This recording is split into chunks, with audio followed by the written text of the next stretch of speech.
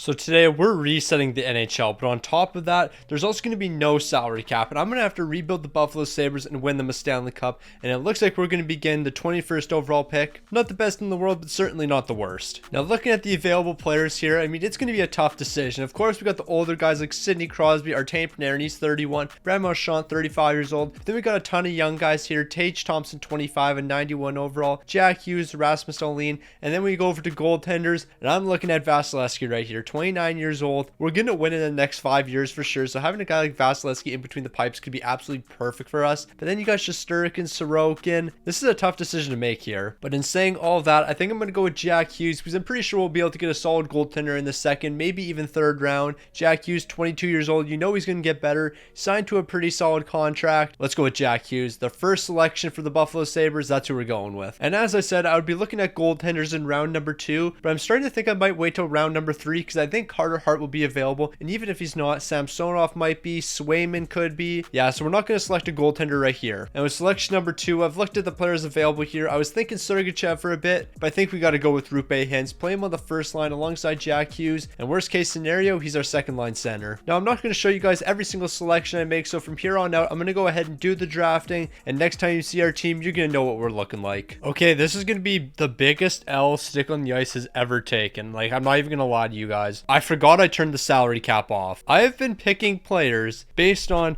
oh, how well is this player's contract going to age? There is no salary cap Stick on the Ice. What are you doing here? We're 8 selections in. I have passed up on players due to bad contracts. They'll be like an 87 overall. I mean, that's not a bad player, but they'll be getting paid like 11 million. So I'm like, oh, I don't really want to take that player. Yeah, you could have taken them. There is no salary cap. Now I'm going to keep it 1,000 with y'all. After like the 10th selection in the fantasy draft, I could not be bothered. So the CPU did the rest. But with the selection I did make, this team's not looking too bad. You got Jack Hughes, Rupe Hintz, Carver Hagee on the first line. On the second, we got Mantha, Rhino, Riley, and Kuzmenko. While the bottom 6 here, it definitely could look way worse, but I mean, we got some decent pieces. Defensively, we got some pretty solid pieces here. Of course, Dmitry Orlov, Justin Falk. The rest of the defense, though, we could use a bit of work here. I mean, we got 370 overall, so that's not ideal. The goaltending situation, on the other hand, I'm not worried about in the slightest. Carter Hart and Scott Wedgwood, they're going to be our tandem for probably most of the video here. And Carter Hart, I will be winning you a Stanley Cup, and you will definitely be a goaltender on a Stanley Cup team. Now, there is one rule that I haven't mentioned so far in the video. I'm only allowed 2 trades per season and 1 free agent signing. All this does is basically prevent me from abusing the system, because I mean, like Matty Savoy, I could just trade him and get an elite level player, probably like an 87 overall. I'm going to do that, but I'm just saying I won't be able to do that 6 times in the first season. We'll only be able to do it 1 time, and I'm going to do it right now. So Matt Savoy, yeah, I'm trading you somewhere. Where am I trading you though? Haven't figured that out yet. Well, it looks like Matthew Savoy, you're going to be heading to the Boston Bruins, and we're going to be picking up Siegenthaler and Sean Durzi. Massive upgrades for the defense here. I think that's a fantastic move for us. So we're cooking up a massive deal right here.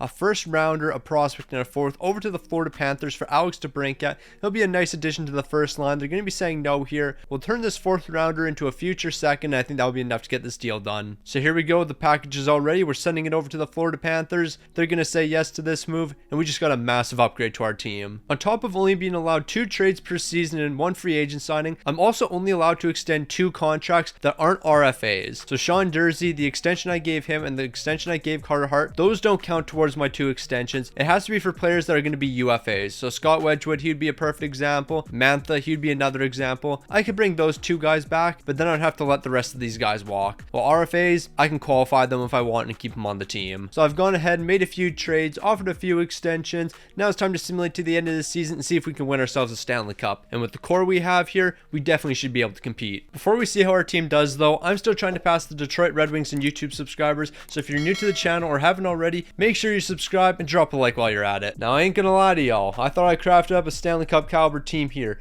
Definitely a playoff team for sure. 19th in the entire league. Not really too sure how that happened. I guess we couldn't keep the puck out of our own net because offensively, we were a pretty solid team. 3.27 goals per game. So there's things we need to work on here, but at least we know what we have to work on. And it's not like the production from anyone on our team was necessarily that bad. I mean, like Jack Hughes, 98 points. DeBrincat, 85. Rupe Hintz, 78. I would have liked a bit more from Carver Hagee and Kuzmenko, but I really can't complain about these numbers. We had a lot of depth scoring here, so yeah, I guess the main issue we had was we just couldn't keep the puck out of our own net. Simple enough. Okay, it also doesn't help that Carter Hart put up these type of numbers, an 889 to 357. Like, look at Scott Wedgwood. These numbers were in the postseason. These numbers, on the other hand, yeah, we should have been bottom 5. Meanwhile, taking a quick look at the entire league, we're going to see Jason Robinson leading the way with 111 points, 52 goals, 59 helpers. Nick Suzuki's coming in second with 108 points, also on the Vancouver Canucks, so they got a pretty solid core there. And then Buchnevich, he's going to round out the top 3, 106 points, St. Louis legend. This is the type of production I want to see from you this season. Also, Jeff Skinner's picking up 101 points on the Vancouver Canucks as well. They had 3 100-point scores, and I'm assuming they were all on the first line together. That team can score goals, and that's a fact. Okay, Vancouver could score a lot of goals, but the goaltending definitely did not hold up for this team. Aiden Hill was their starter. Bro was barely over 500. These are not good numbers. I don't think this team made the postseason, because like I scrolled almost halfway down looking at goaltenders. If you had 3 100-point scores and didn't make the postseason, that's a tough look. In the playoffs, we're going to see the Detroit Red Wings go on a bit of a run here, and they're taking home the Stanley Cup in a sweep over the LA Kings. But more importantly, the Vancouver Canucks legit had 3 100-point scores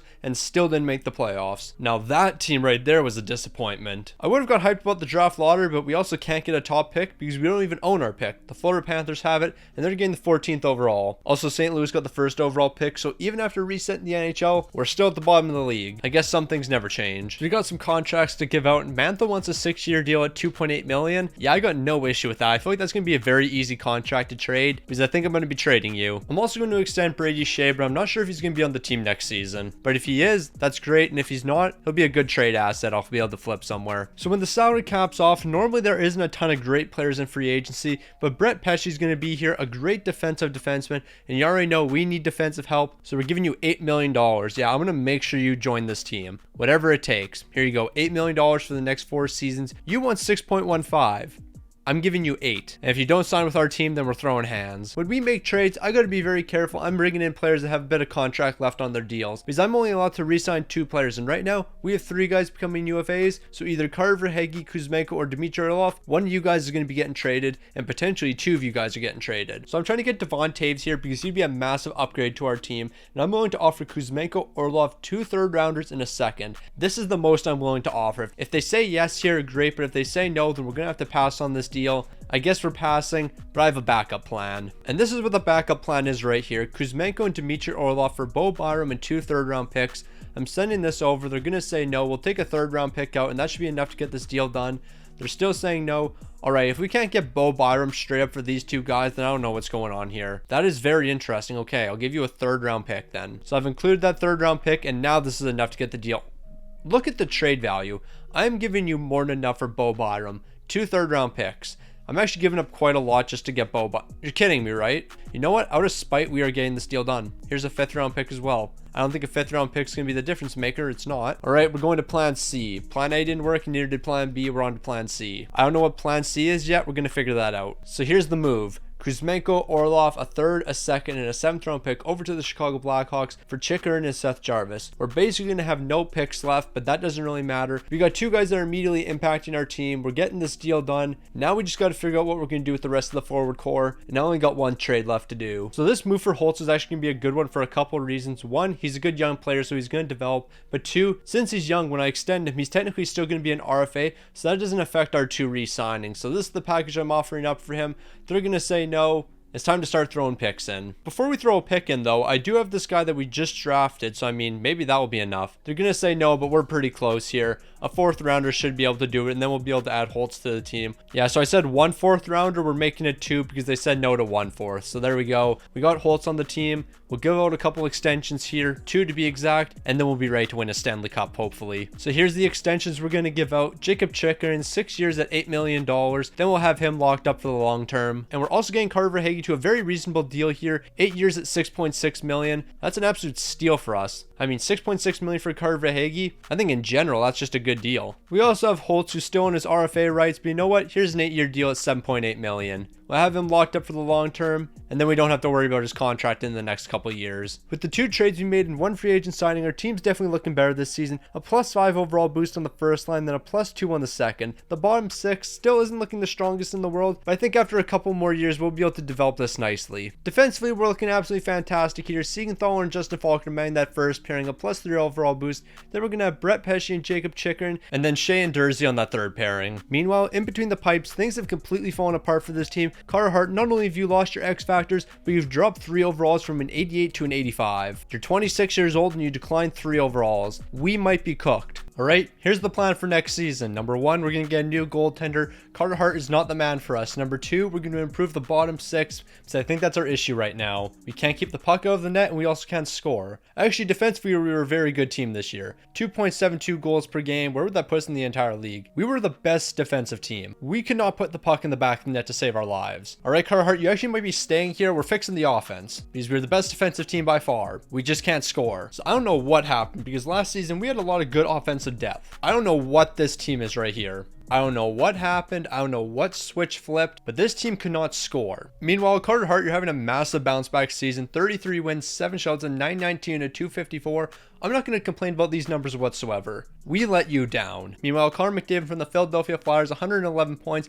53 goals, 53 assists. Do we make some massive deal and try to bring Connor McDavid in? Like, do we just say, screw it, we need Connor McDavid, here's 5 first rounders and Jack Hughes? We might have to do something stupid, I'm not going to lie. This is the other stupid option we could go for, though. It doesn't really matter how old Alexander Ovechkin gets. It doesn't matter what his overall becomes. This man will always pick you up 40 goals. So that could be the other stupid decision we make. The Edmonton Oilers might not have Connor McDavid, but that's not going to matter too much because they're going to go on a bit of a run in the postseason, making it all the way to the Stanley Cup final, and they're taking down the Tampa Bay Lightning in 6 games. Edmonton winning a Stanley Cup without Connor McDavid? Never would have expected that, especially in year number 2 here. So unfortunately, I was banking on this team not being hot garbage, and we don't have our first round pick, so it doesn't really matter what it becomes. First overall pick. It became the first overall pick. It jumped from 10 to 1. Our pick that was going to be the 10th overall pick is jumping to 1, and we don't own it. Yeah, I got nothing to say about that. 10 to 1. You're kidding me. And I can guarantee you, the top prospect in this draft probably has high franchise potential,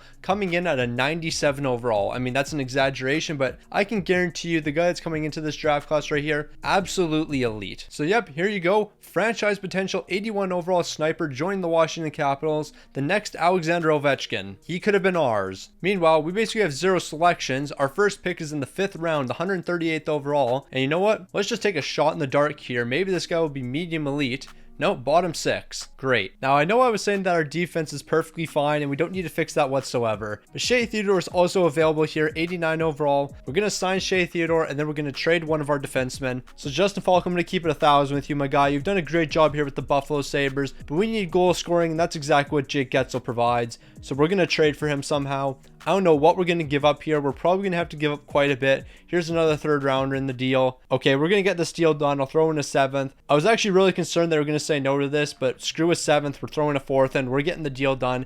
We got Jake Getzel. The defense might be taking a slight hit here, but we are helping the offense quite a bit. Now we got to make one more deal. Now, any rational GM would not make this move I'm making right now, especially for Max Domi, but I don't make logical decisions. Yeah, we just traded 2 first-round picks for Max Domi. What could possibly go wrong? I mean, the one good thing, although he's 30 years old, he is an 87 overall, so I mean, it could be a lot worse for us. Here's a 4-year deal. You have an X factor as well. No clue how you got that, but this is the year that we go all in. This is the year we got to make the playoffs. Also, in case you're wondering what our total salary is at this point, it's $105 million, which is actually way less than I thought it would be. I thought we were going to be pushing like 120, 130, but 105 is not too bad. So we're in year number 3 here, yet to make the postseason, and if we can't make the playoffs with this team, then something's wrong. Jack Hughes, DeBrincat, Verhaeghe first line. 87 overall Max Domi. I want to specify he's an 87 overall. Rupe Hintz and Jake Getzel to round out that second line. The bottom 6 here, incredibly good. Lowest overall is an 81. We can work with what we have here. Defensively, I have a couple questions. I mean, Shea Theodore is a great fit on the first line here alongside Pesce. The next 2 lines, yeah, the left side looks great. The right side's definitely weak though. I would like to have Sean Dursey on the second pairing, but if I do that, then our third pairing has a -2 boost. Definitely don't want that, so I guess this is how we're rocking. And then in between the pipes, thankfully, Carter Hart's having a massive bounce back season. He's up to an 88 overall, and on top of that, he's got 5 X factors now. Yeah, we're making the postseason. Our defense is great. Our offense is improved. There is literally no reason why we shouldn't make the playoffs. So not only did we make the postseason, but we're going to be one of the top teams in the league, finishing 5th with a 47, 28, and 7 record, and we were only 3 points shy of 1st in the entire league. So it's safe to say the Buffalo Sabres are here, and they're ready to compete with the best in the entire league. Meanwhile, the offensive output's definitely taking a step up this season. Although Jack Hughes is only picking up 85 points, look at the depth scoring here. We have a bunch of guys 40 plus, and that's exactly what we needed. Last season, how many guys did we have 40 plus? 5, maybe 6 max? No, we got 10 guys here that are scoring 40 points. We're ready to roll. And Carter Hart's also ready to roll because he's picking up 39 wins this season, 0 shutouts. Kind of sucks, but you know what? Who cares about that? A 917 to 279. Not the greatest numbers by any means, but we can win a Stanley Cup with those easily. And we can win with those numbers as long as he puts them up in the postseason, because the regular season and postseason, two different things. Doesn't really matter what you do in the regular season if you don't step it up. And now we got the Montreal Canadiens in the first round. So far, we split the first 4 games of the series, so game 5 is going to be a big one like usual. We're going to be losing that one, so now we're facing elimination. Definitely not the most ideal situation heading into game 6 here. Alright, time to pack our bags, we're heading home. So this was definitely a learning experience for our team. You know what, this is the first time we've made the postseason. We got to make a few mistakes before we go on a run. But next season, after we make a couple additions to this team, it's over for the rest of the league. We're going to go get ourselves a Stanley Cup. Now you see, these are numbers that we definitely can't win a Stanley Cup with. An 890 and a 738. That just isn't it, Carter Hart. I need more from you. So we're in free agency, and this guy right here is a free agent. It doesn't matter who the free agent is, I can sign them. And for some reason, Montreal decided, you know what, we have unlimited cap space, but we still don't want to sign Elias Pettersson to our team. So here you go, $13 million for the next 6 years. We're winning a Stanley Cup. And if we don't win a Stanley Cup with our core, then something is just fundamentally wrong with this game. But the one thing we got to worry about is we have a lot of guys on expiring contracts here. Like DeBrincat, I'm bringing you back. Zach, I'll bring you back. Seth Jarvis, you're an RFA, so you'll come back. While the rest of these guys, they're all going to be leaving the team. So Ryan O'Reilly, unfortunately, I'm going to have to trade you. So our first trade is probably going to be Ryan O'Reilly in a second rounder for Joel Eriksson.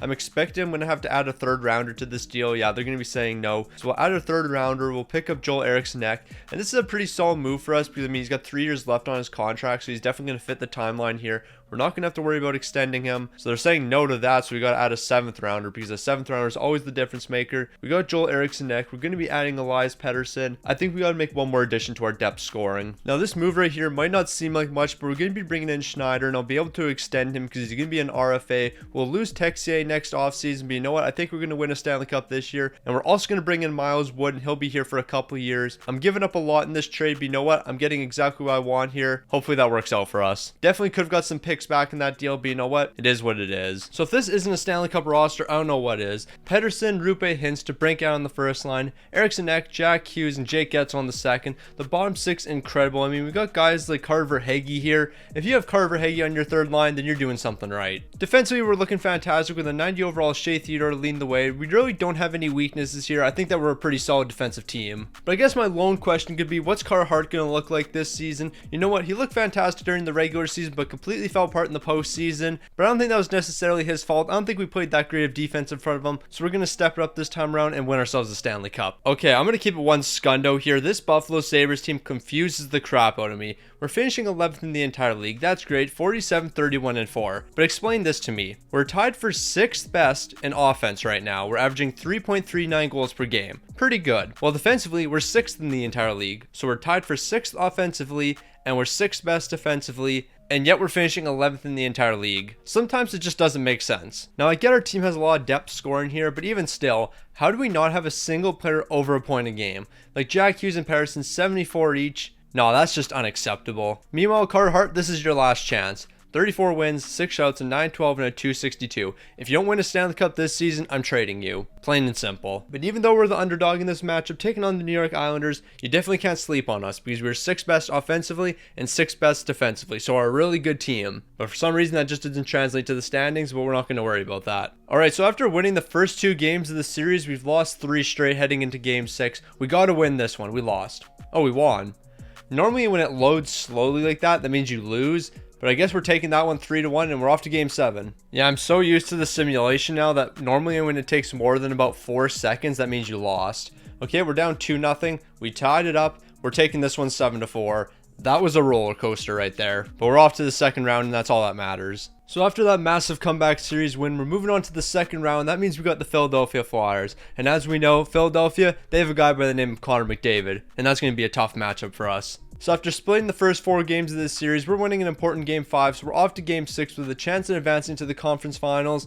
And we're not going to be doing that because now we're headed to game 7 once again. That's definitely not what I was hoping for. So game 7 was an absolute breeze for us. 4 straight goals. Philly's not even going to be able to pick up one, and we're off to the conference finals after completing the shutout. So after back-to-back game 7 wins, we've reached the conference finals, and now we got our hands full with the Boston Bruins. The fact that this team hasn't choked so far actually amazes me, but you know what? There's still a ton of time left for us to do that. And the Boston Bruins, they don't seem to be any match for us because through the first 4 games, we've taken 3 of them. So game 5, we could be off to the Stanley Cup final, and that's exactly what we're headed. A dominant 6-1 win, and now we just need to figure out who we're taking on between the Nashville Predators and Vancouver Canucks. The Stanley Cup final is finally set, and it's the Buffalo Sabres taking on the Nashville Predators. Both of these teams have a chance to win their first Stanley Cup, but you already know it's going to be the Buffalo Sabres. We're taking this team down. So here we go with a chance to win the Stanley Cup. We're going to go ahead and simulate through the first 4 games, and things are looking fantastic for us. We have a 3-1 series lead. Let's finish it off in game 5 here. Just kidding. Let's finish it off in game 6 here. And that's exactly what we were doing. I was so concerned we were going to be heading to game 7. I thought we were going to lose 3 straight, but we're not going to choke here, and we're Stanley Cup champs. And all it took for us to win was spend $123 million. Honestly, that's not as bad as I thought it would be. I thought we were going to be pushing the 150 range. So 123, I don't think that's that outlandish.